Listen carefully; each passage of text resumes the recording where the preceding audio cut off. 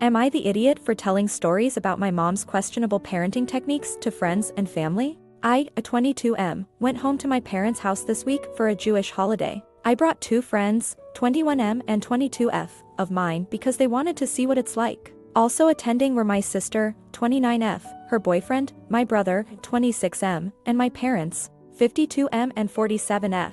I've already told my friends stories about how my mom would act when I did something that was disappointing in her eyes, how she always threatened to disown me, or that I was barely allowed to make any decisions at all in my life. I know that she loves me, but she's done many things the wrong way and hurt me pretty badly in the process. Of course she doesn't want to hear any of that. It doesn't matter that she once told me I was the biggest regret of her life, or the biggest shame of the family. I was called that because I finished 10th grade with a grade point average of 2.2, which is not bad at all. In her opinion, all of that is totally fine because she loves me and only wants the best for me. Obviously, I didn't want any drama while my friends were over. Plus, I hate arguing with my mom since she has a tendency to say very hurtful stuff. But frustration and a bit too much wine got the better of me. You see, since the moment my friends arrived, all my mom could say about me were my flaws and the things I do wrong. Not one word of pride has come out of her mouth, and even my friends noticed. It was almost as if she tried to drag me into the worst light possible in front of my friends, and I was at a point where I almost broke down crying.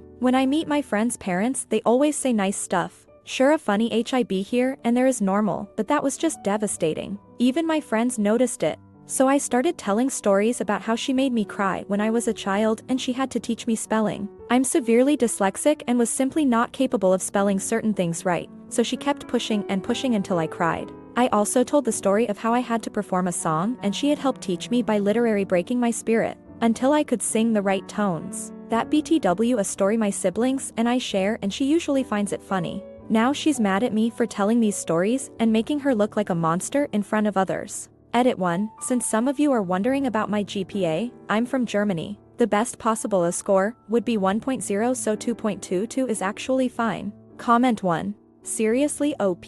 Just stop doing this to yourself. People who are abusive like this, especially if in their minds they are the good people, will not change from their victims trying to convince them. Trying to make her see the error of her ways or I fix her is a lost cause. People waste so much time and energy on hoping to make someone they care for be who they want them to be, instead of accepting that this is who they are and dealing with that information accordingly. People only change when they accept that their behavior is problematic and they want to change it. Comment 2. OP should read about the devouring mother. This hits close to home. Personally, I've reduced contact with my mom to a minimum. I tried to reason with her, it didn't work. I tried to take the high road and just put up with it, because I don't see her often. It didn't work either. It worked for her, because she got what she wanted, but that always left me feeling emotionally drained, sad and negative. Then I had to make the conscious decision of reducing contact to a minimum. I already had to deal with a childhood full of emotional abuse. I refused to put myself through that as an adult.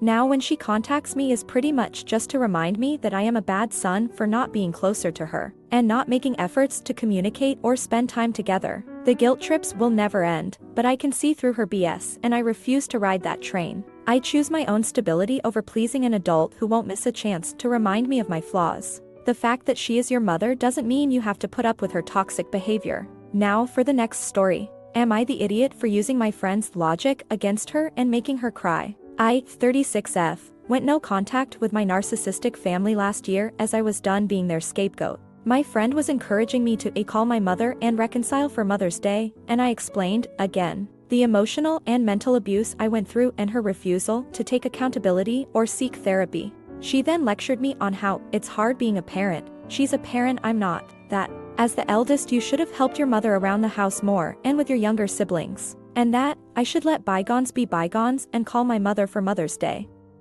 I told her, so you think if I had done more chores and accepted more parentification as a kid then I wouldn't have been abused? If it's too hard to be decent to your kids then you shouldn't be a parent. Maybe you should have helped your abusive ex-husband around the house more. Maybe you shouldn't have had dinner 10 minutes late. BC, you know his job is stressful and it's hard being a provider and father. Next month is Father's Day, you should call and reconcile with him. How could I as a child stop the abusive behavior of an adult when as an adult you couldn't stop your husband from abusing you? She cried and walked off. Our mutual friends agree she was wrong to pressure me to reconcile with my mother, but she meant well and didn't understand. And you took it too far. I did it to make a point on how abuse isn't okay, from anyone, even your parents. Comment 1. NTA. I hate people like that. I have a strained relationship with my mother as well, and it fucking grinds my gears when someone tells me I have to make up with her because she's my mom. Friend needs to get out of her bubble and realize some parents just aren't good parents. Edit. Tie all for the awards and upvotes. However, it is heartbreaking to know so many of us have estranged relationships with family members. Hope everything works out in the end for you all. Y'all should never feel ashamed for cutting toxicity out of your life. Comment 2. Oh, I feel that.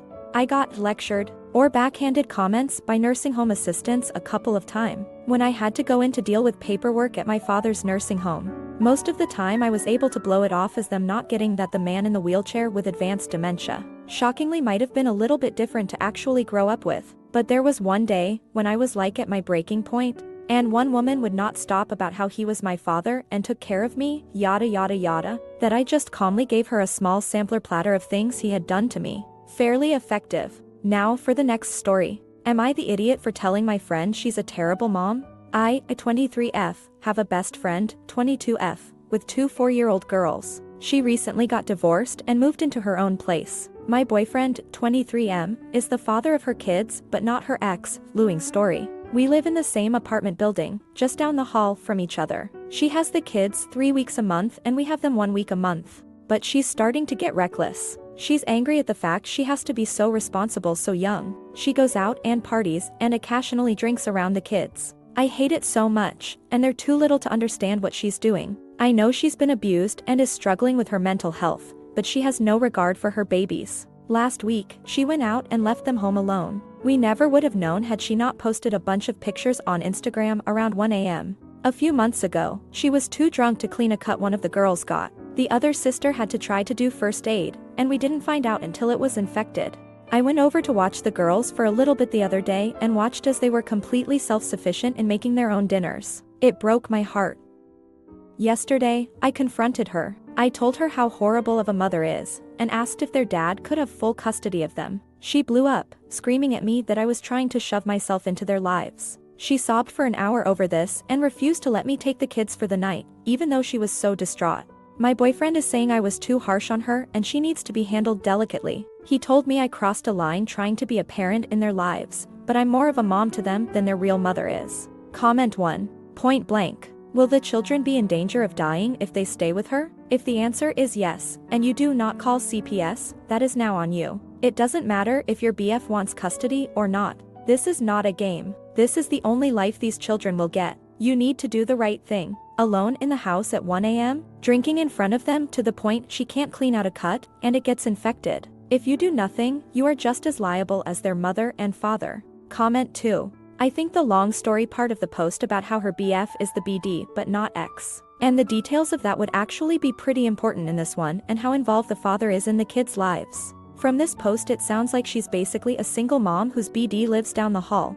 Why I just get those vibes, especially with the comment about not being sure if he wants full custody, and that he thinks he's too young to have kids. If this is the case, then I believe OP is a massive She would have told someone who's the primary caretaker she's a shitty mom while the dad is sitting there doing little, because he doesn't want to. At the same time I'd say she's a slight for telling her she's a shitty mom while she sleeps with the man that won't step up and get full custody of his children, even if he is active in their lives. I'm curious if OP thinks her BF is a bad dad for leaving his kids in this situation because he thinks he's too young. Now for the next story. Am I the idiot for telling my girlfriend she is a bad mother for making her daughter pay rent? I'm 35 years old. I'm a Venezuelan. I came into the US like 8 years ago because of the dictatorship, Hungary, inflation, etc. I landed into a community of Venezuelan expats and other Latin immigrants, so everything was different, but felt a little like home. I did immigrant wage jobs for 3 years.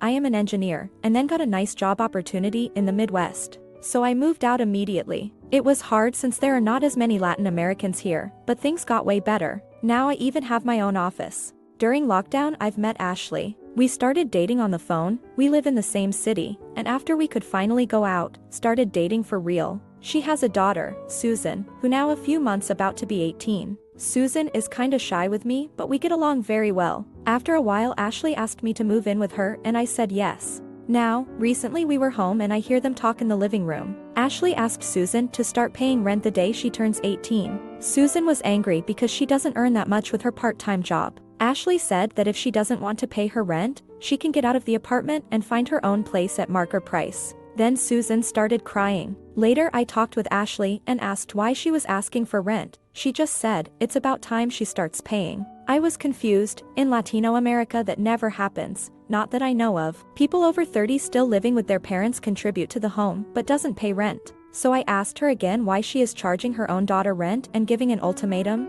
Ashley said, she must pay rent. She can't be a freeloader forever, but still, it's your daughter. Not a stranger who broke into her home and changed the locks, it's her daughter. She didn't see my point of view, her arguments were more like just because. I told her she is a bad mother for being willing to kick her daughter to the street and treating her like a stranger. Ashley got into my face and told me, you don't know shit about this country. I paid rent to my parents until I moved out. Get used to it, you are just my boyfriend, not her stepdad, so shut the fuck up. Susan is MU daughter and I can do what I want with her. Sorry for the caps, but she was yelling loud at this point. I never saw her like this. I guess everything she said is true, but this seems alien and bizarre to me. The next morning she told me I had to sleep somewhere else because didn't want to see my face, so I'm sleeping at my office. Susan called me to say she is sorry we had an argument because of her. Am I overstepping? Is this normal and expected in this country? Should I minded my own business and not say anything? Edit. Thank you all. I tried to post an update but mods didn't let me. So the update will be in my profile, for the ones who still care. Comment 1. On one hand, yeah, it's not your business. You expressed an opinion and that's one thing, but it's not on you to argue about what she decides to do. On the other hand, doesn't what this shows you about your GF's family values make you reconsider whether you are as compatible as you thought? Is this a relationship you can see succeeding longer term? Think hard because, whilst she's right that it's a common enough thing in America, it's certainly not universal and her justification seems to be that she had to endure it so her daughter will too, which seems a crappy reason. I'm all for teaching kids to be financially independent, but unless your GF can't afford to, wouldn't it be better to apply that on a gradual timeline? Anyway, NTA for sharing your opinion but a bit for making it into an argument. She is right that you stepped over boundaries in that. Comment 2. The only time I've seen this in the US is when an 18-plus-year-old neither wants to work nor go to school, and wants to just stay home playing video games or something without contributing anything. Sometimes they're spoiled, sometimes they need mental health treatment, but the rent is to motivate them rather than enable them. Otherwise, it seems uncommon, not discussed much except on Reddit.